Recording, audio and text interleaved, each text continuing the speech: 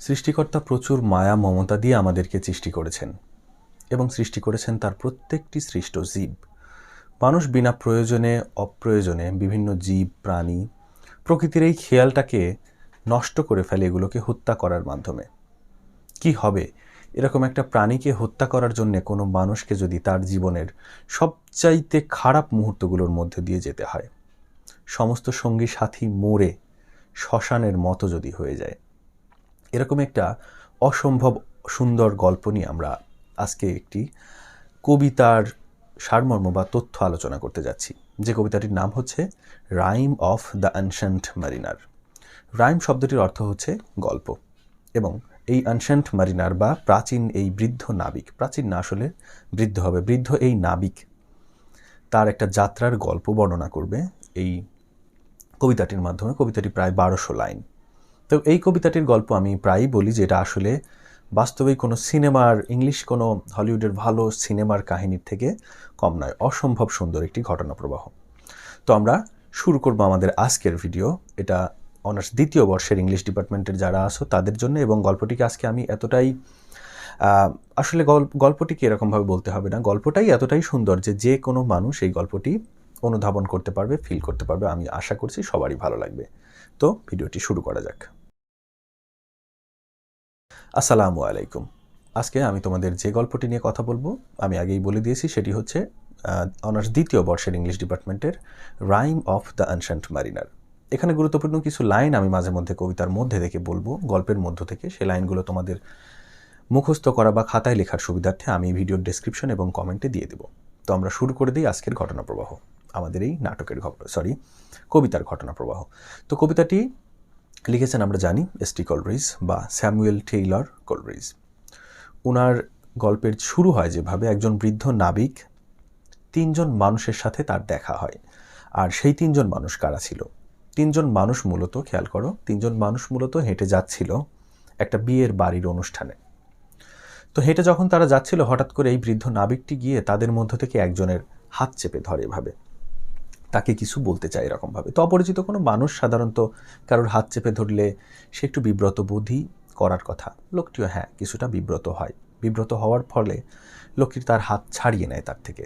কিন্তু বৃদ্ধ নাবিকটি তার দিকে এমনভাবে ছলছল করে তাকিয়ে থাকে, জলজলে গ্লিটারিং আইস এখানে উল্লেখ করা আছে, জলজলে চোখ নিয়ে তার দিকে এমনভাবে তাকিয়ে থাকে, যেই চোখের দিকে সেই লোকটি, অর্থাৎ বিয়ে বাড়িতে যে এসেছিল সেই লোকটি বৃদ্ধ নাবিকের চোখের দিকে তাকিয়ে মায়ায় পড়ে যায়, এবং লোকটি আর ওখান থেকে যেতে পারে না।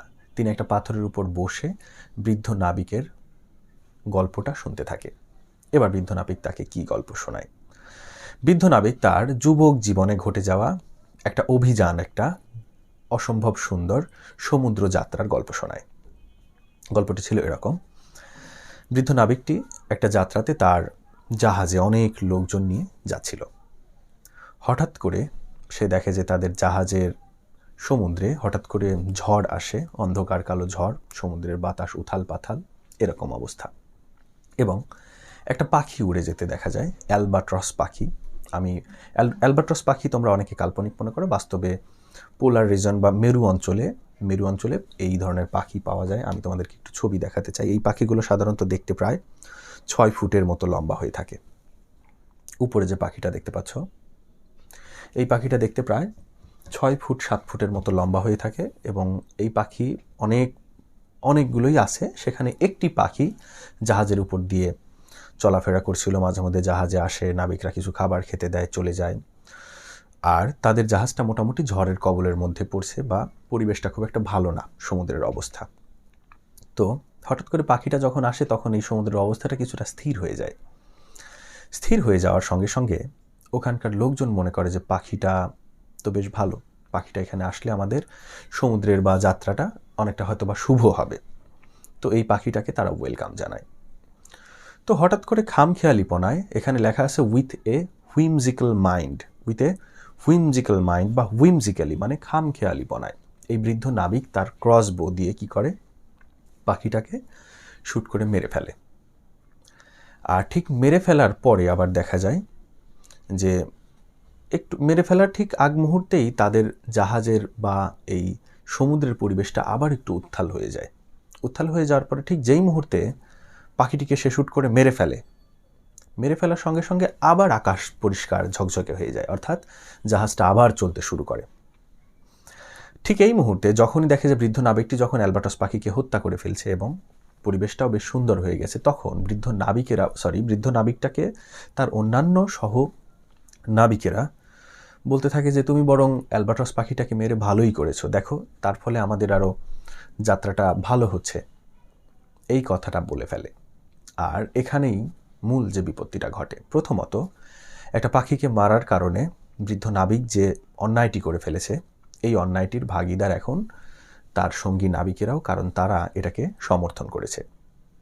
এরপর আমাদের যে ঘটনাটি ঘটে এই কবিতাতে, বেশ কয়েকদিন ধরে নাটক পড়াচ্ছি তো এই জন্যে বারবার নাটকের কথা চলে আসছে।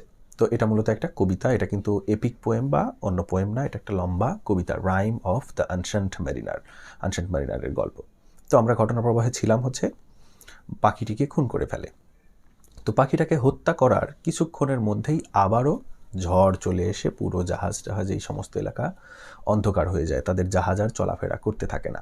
তখন অন্যান্য নাবিকেরা বুঝতে পারে যে না, পাখিটিকে আসলে মারা ঠিক হয়নি, তারা নিজেদের ভুল বুঝতে পারে এবং বৃদ্ধ নাবিককে তারা শাস্তি স্বরূপ তার গলায় অ্যালবাট্রস পাখিকে ঝুলিয়ে দিয়ে তাকে সহ জাহাজের একটা অংশের সাথে বেঁধে রাখে।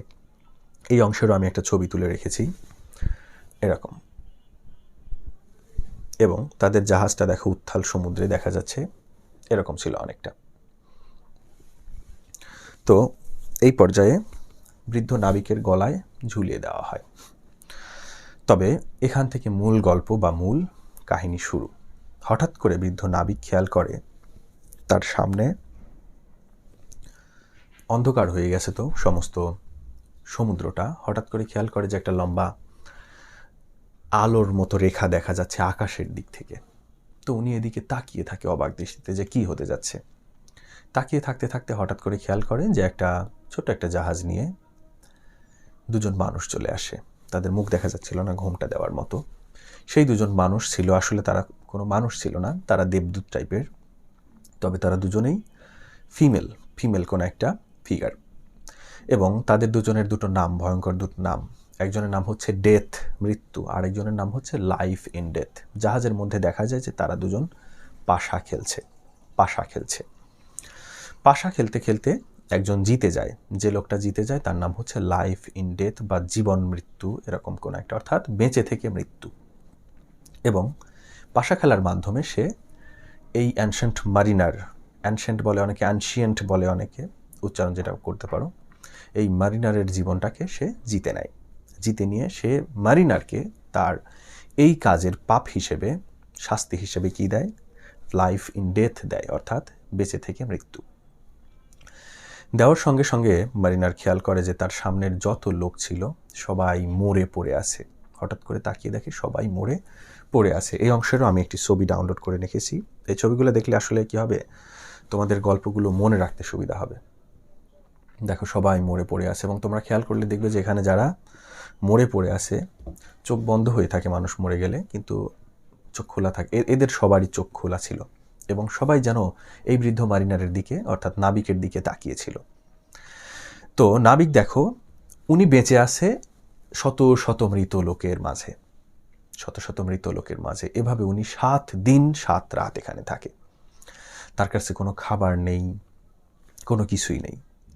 তো তার এই সময়ে একটা কথা বইয়ের মধ্যে ছিল যে alone all alone on a wide sea, অর্থাৎ সম্পূর্ণ একা, একেবারেই একা আমি এই বিরাট সমুদ্রের মধ্যে। তাকে সাহায্য করার মতো, তাকে দেখাশোনা করার মতো কেউ এখানে ছিল না।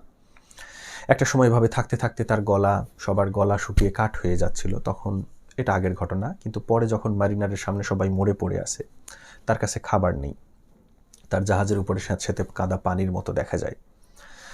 সমুদ্রের মধ্যে থেকে বিভিন্ন পচা মরা গলা প্রাণী উঠে সেখানে ছিল, সাপ এবং আরও অন্যান্য মাছ, এ সমস্ত গন্ধ দুর্গন্ধ। এর মধ্যে নাবিক ওখানে থাকে, তার শাস্তি হচ্ছে। এই মুহূর্তে তার গলা শুকিয়ে যায়। এখানে একটা অসম্ভব সুন্দর লাইন বলে, যে লাইনটা কিছুদিন আগে অনেকে ভাইরাল করে দিয়েছিল জাহাজ ডোবার সময়। বলে, water everywhere but not any drop to drink, যে চারদিকে এত পানি, কিন্তু এক ফোঁটা পানিও খাবার যোগ্য নয়। আমরা জানি যে সমুদ্রের পানি খাওয়া যায় না, সেই কথাটা এখানে বলা হয়েছিল। তারপরে 7 দিন 7 রাত তাকে এভাবে সাজা দেওয়ার পরে হঠাৎ করে দেখে যে সেই যে দুজন ব্যক্তি, দুজন মহিলা, তাদের ক্রসবোটাকে এভাবে সামনে করে ধরে, ক্রসবো থেকে একটা আলো টাইপের বের হয় এবং প্রত্যেকটা মানুষ আবার জীবিত হয়ে যায়। এবং ওই মানুষগুলোকে যে মেরে ফেলে, মানে মরার মতো হয়ে পড়ে থাকে, সেটাও এই ক্রসবো দিয়ে এইভাবে কীভাবে যেন তাদের আত্মাগুলোকে শুষে নেওয়ার একটা দৃশ্য আমাদেরকে দেখানো হয় কবিতার মধ্যে। তোমরা যারা কবিতার লাইনগুলো পড়বে তাহলে তোমরা এই বিষয়গুলো আরও সুন্দরভাবে বুঝতে পারবে। আমি হয়তো বা খুব সুন্দর করে তোমাদের বলতে পারছি না, ভেবেছিলাম আরও সুন্দর করে উপস্থাপন করতে পারবো। গল্প এখনও শেষ হয়নি, আরও আছে। তো হঠাৎ করে মেরিনারগুলো অর্থাৎ অন্যান্য নাবিকেরা উঠে যে যার কাজ শুরু করে দেয়।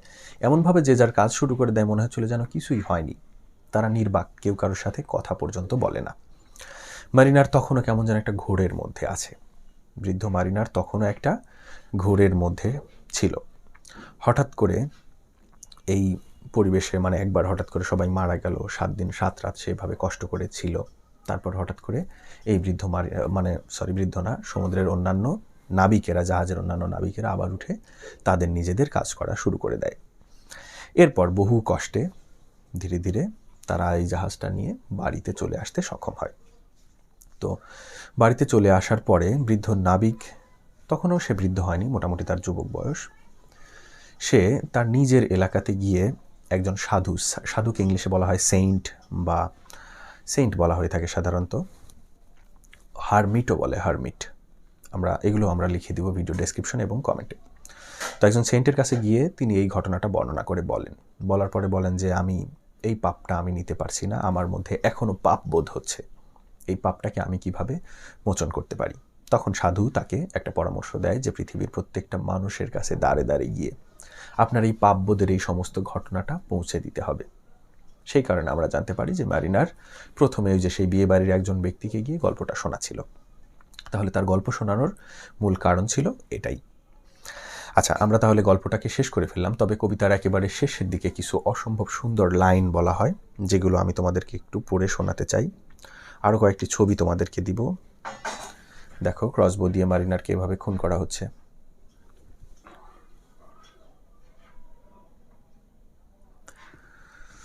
এখানে পাখিটাকে আমরা দেখতে পাচ্ছি অ্যালবাট্রস। ওকে, এবার আমি তোমাদের জাস্ট 2-3টে লাইন বলে আমার কথা শেষ করে দিব। এই লাইনগুলো সবচেয়ে বেশি, অর্থাৎ আমাদেরকে এখানে বোঝায় যে স্রষ্টার অনবদ্য সৃষ্টি, এগুলো আমরা, স্রষ্টা যেহেতু নিজে হাতে সৃষ্টি করেছেন, সেগুলোকে আমরা চাইলেই নিজেরা ধ্বংস করতে পারি না। এবং শেষে কয়েকটা লাইন বলেন যে he prayeth the best who loved the best, all this thing both great and small, for the dear God who loved us he made and loved all. আমি একটু অর্থ বলে দিই। উনি প্রথম লাইনের দ্বারা he prayeth best who loved the best, অর্থাৎ তার প্রার্থনাই সবচেয়ে সেরা, যে ভালোবেসেছে সবচেয়ে ভালোভাবে। All things both great and small, সমস্ত ছোট বড় সব কিছু। For the dear God who loved us, ঈশ্বরের কাছে বা সৃষ্টিকর্তার কাছে, যে সৃষ্টিকর্তা আমাদের ভালোবেসেছে। He made and loved all, তিনি সমস্ত ছোট ভালো বড় সমস্ত জিনিসকেই ভালোবাসে, অর্থাৎ স্রষ্টার সমস্ত জিনিসকেই সমানভাবে ভালোবাসে। তাই আমরা চাইলেই এই জিনিসগুলোকে নষ্ট করতে পারি না। এবার আমরা একটু পরীক্ষা রিলেটেড কিছু কথা বলবো যে তাকে সাজাটা দিচ্ছিল কে। তো আমাদের গ্রিক পুরাণ অনুযায়ী পোলার রিজন, পোলার বা মেরু যেটাকে বলে, মরুভূমি আলাদা, মেরু অঞ্চল আলাদা, অর্থাৎ পৃথিবীর 2 প্রান্ত, যেটা সাউথ পোল এবং নর্থ পোল, এই সমস্ত পোলার রিজনের তারা বলে যে পোলার স্পিরিট থাকে বা পোলার আত্মা, মেরু আত্মা থাকে। সেই মেরু আত্মারা ঈশ্বর বা সৃষ্টিকর্তা মেরু আত্মাদেরকে একটা দায়িত্ব দিয়ে রাখে, সেটা হচ্ছে কেউ যদি মেরু আত্মার বা মেরুর যে প্রাণীদের সার্কেলটা আছে, সার্কেলটা হচ্ছে প্রাণীর জীবন চক্র, এটাকে যদি কেউ ধ্বংস করে বা নষ্ট করে ফেলে, তাকে এই সমস্ত পোলার স্পিরিট শাস্তি দেয়। তো এটার সাথে আমরা ভুলেও ধর্মর সাথে কোনো আমাদের ধর্ম বা কোনো ধর্মের সাথে এটাকে গোলাতে যাব না। এগুলো জাস্ট এন্টারটেইনমেন্টের জন্যে কবিতাগুলোকে আমরা ছোট গল্প এভাবে চিন্তা করব। তো এগুলো তোমরা 2য় বর্ষে তোমাদেরকে ভালো লাগার মতো সেরকম বই খুব একটা পাবে না। জন ডানের কিছু কবিতা হয়তো বা পাবে, আর 2-3টা কবিতা পাবে, ভালো লাগার মতো বিষয় খুব একটা পাবে না। তবে অনার্স 3rd ইয়ার এবং 4th ইয়ার দেখবে যে তোমাদের প্রত্যেকটা টপিক তোমরা জীবনের সাথে ফিল করতে পারবে, ভালো লাগবে। তবে আমার কাছে কিন্তু rime of the ancient mariner এটা খুবই ভালো লেগেছে। এছাড়াও এস টি কলরিজের কুবলা খান, সেটাও বেশ ভালো লাগবে। কয়েকটি ওডস আছে ডব্লিউ বি ইয়েটসের, সেগুলো তোমাদের ভালো লাগবে। বেশ কিছু টেক্সট তোমাদের ভালো লাগার মতো রয়েছে। ফার্স্ট ইয়ারে যেমন একেবারেই ভালো লাগার মতো কিছু ছিল না, সেকেন্ড ইয়ারে তোমাদের এরকম থাকবে না। আর আমি তোমাদেরকে অবশেষে বলবো যে আমার চ্যানেলটি সাবস্ক্রাইব করে রাখবে। তোমাদের পরীক্ষার আগে, অন্যান্য সময়ে, সবসময় আমি তোমাদের জন্য বিভিন্ন রকম হেল্পফুল ভিডিও আপলোড করার চেষ্টা করি। তো আশা করি এই ভিডিওগুলো তোমাদের জন্য আসলেই হেল্পফুল হবে। তোমরা অবশ্যই আমার ভিডিওতে একটি লাইক দিয়ে দিবে। লাইক দিয়ে দিলে আমি অনেক খুশি হব। আমি যদি দেখি যে তোমরা অনেকে আমার ভিডিওতে লাইক দিয়েছো, আমি কিন্তু আসলেই খুশি হব, এবং চ্যানেলটি সাবস্ক্রাইব করে রাখবে। আর তোমাদের এই টপিক সম্পর্কে যে কোনো প্রশ্ন বা যে কোনো প্রয়োজনে তোমরা আমাকে কমেন্ট করে জিজ্ঞাসা করবে। আজ এবং কালকের মধ্যে যত কমেন্ট হবে আমি সব কমেন্টেরই রিপ্লাই দিয়ে দেওয়ার চেষ্টা করব। তো আজকের ভিডিও এ পর্যন্তই। ভালো থেকো। আল্লাহ হাফিজ।